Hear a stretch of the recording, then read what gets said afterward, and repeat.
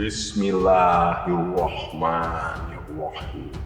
Assalamualaikum warahmatullahi wabarakatuh. Sahabat Superpedia yang dimuliakan Allah, semoga kita selalu dalam keadaan sehat walafiat. Amin. Alhamdulillah dan terima kasih kepada yang sudah like dan subscribe. Semoga selalu dalam lindungan Allah dan dipanjangkan keberkahan umurnya. Di video kali ini kita akan menyimak kisah penuh hikmah dan pelajaran dari Tanah Suci Mekah. Kisah ini mengisahkan perjalanan seorang jamaah haji yang mengalami serangkaian peristiwa yang tak terduga selama ibadahnya di Madinah dan di Mekah. Dari usahanya untuk mendapatkan tempat di barisan saf paling depan dengan cara yang kurang jujur hingga kejadian tragis yang mengubah segalanya. Namun di balik semua itu tersimpan pesan tentang pentingnya kejujuran dan kesadaran akan akibat dari setiap perbuatan. Sahabat Superpedia, sebelum menyimak cerita ini, sempatkanlah menulis sholawat kepada baginda Nabi Muhammad SAW di kolom komentar sebagai tanda penghormatan kita kepada beliau. Allah Subhanahu wa Ta'ala berfirman dalam surat Al-Ahzab ayat 56, sesungguhnya Allah dan para malaikatnya bersolawat untuk Nabi. Wahai orang-orang yang beriman, bersolawatlah kamu untuk Nabi dan ucapkanlah salam dengan penuh penghormatan kepadanya. Mohon sahabat seiman semuanya untuk mendengarkan video ini sampai akhir agar tidak terjadi kekeliruan dan salah. Nama-nama dalam tokoh ini saya samarkan. Perbuatan dusta adalah sifat tercela yang harus dijauhi setiap manusia, karena dampak negatifnya yang tidak hanya merugikan orang lain tetapi juga diri sendiri, terutama jika dilakukan di Tanah Suci Mekah, tempat yang seharusnya penuh dengan kesucian dan kebaikan. Seorang pemandu haji sering mengingatkan para jamaah tentang pentingnya menjaga perkataan dan perbuatan selama di Tanah Suci Mekah. Suatu hari, dalam sebuah sesi bimbingan, seorang pemandu haji memberikan nasihat yang sangat berkesan kepada para jamaah haji. Saudara-saudara sekalian, kata pemandu haji dengan suara tenang namun penuh wibawa, kita semua berada di Tanah Suci Mekah dengan satu tujuan, yaitu untuk beribadah kepada Allah Subhanahu wa Ta'ala. Karena itu, jauhilah perkataan dan perbuatan yang negatif, sebab semuanya akan berdampak kembali kepada kita sendiri. Para jamaah mendengarkan dengan khusyuk. Di antara mereka ada seorang pria, sebut saja bernama Parlan. Sejak tiba di Tanah Suci, Parlan seringkali tubuhnya tidak fit dan bahkan harus berjalan dengan bantuan tongkat. Meski demikian, semangatnya untuk melaksanakan ibadah haji tetap tinggi. Suatu malam menjelang sholat Isya di Masjidil Nabawi, Parlan bertekad untuk berada di barisan saf paling depan. Ia tahu bahwa biasanya setengah jam sebelum waktu sholat, masjid sudah penuh sesak. Namun ia punya rencana lain. Parlan, kamu yakin bisa berjalan sampai ke masjid? Tanya seorang temannya dengan cemas. Tak perlu khawatir, dengan izin Allah Subhanahu wa Ta'ala, aku akan sampai di sana. Bahkan aku akan berada di saf paling depan, jawab Parlan sambil tersenyum lemah. Sesampainya di Masjid Nabawi, Parlan terlihat semakin lemah dan nyaris tak berdaya. Dengan sengaja, ia berpura-pura jatuh sakit, berharap mendapatkan bantuan dari petugas masjid untuk bisa duduk di barisan paling depan. Saya sangat pusing, katanya sambil memegangi kepala dan merosot ke tanah. Petugas masjid yang melihat kejadian itu segera mendekat. Apa yang terjadi? apakah Anda membutuhkan bantuan medis? Tanya salah satu petugas dengan khawatir dan cemas. Tolong, saya hanya ingin melaksanakan sholat di barisan paling depan, jawab Parlan dengan suara lemah. Petugas masjid kemudian memanggil polisi yang bertugas untuk membantu membawa Parlan ke dalam masjid. Dengan sergap dan cepat, polisi tersebut mengangkatnya dan mengantarkannya ke barisan saf paling depan. Parlan tersenyum puas, merasa rencananya berhasil. Ia kini berada di saf paling depan. Dia melaksanakan sholat Isya dengan penuh kekusukan. Setelah menunaikan ibadah sholat Isya, Parlan merasa lega meskipun tubuhnya masih terasa sakit.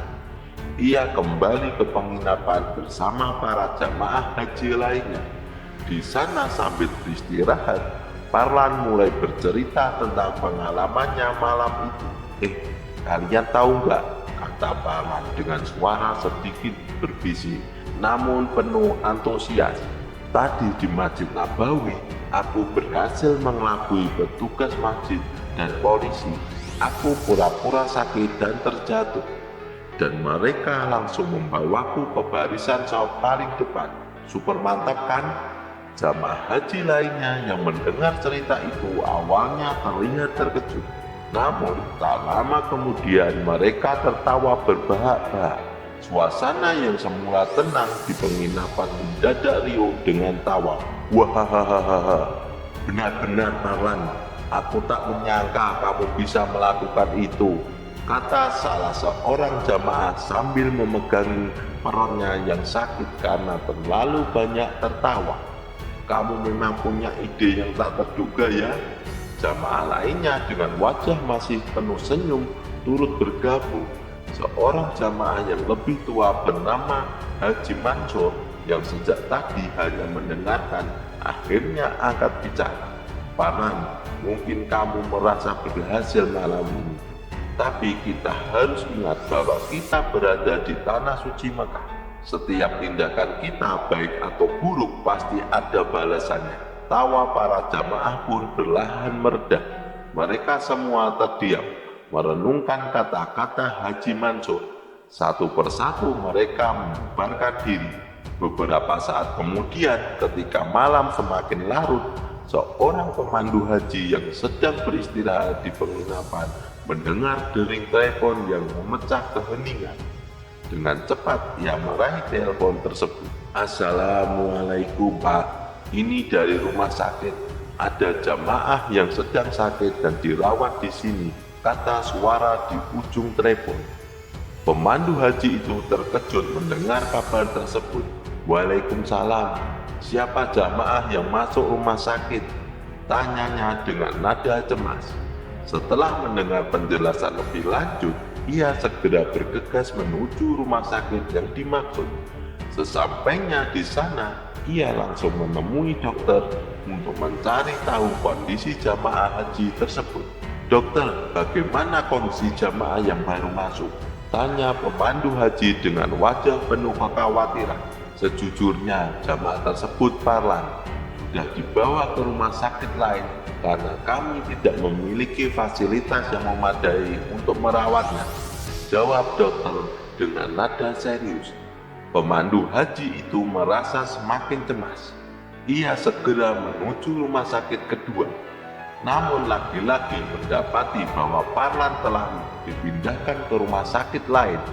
Kejadian ini berulang hingga 4 kali, membuat pemandu haji tersebut semakin putus asa. Namun ia tetap berusaha sekuat tenaga untuk menemui jamaahnya.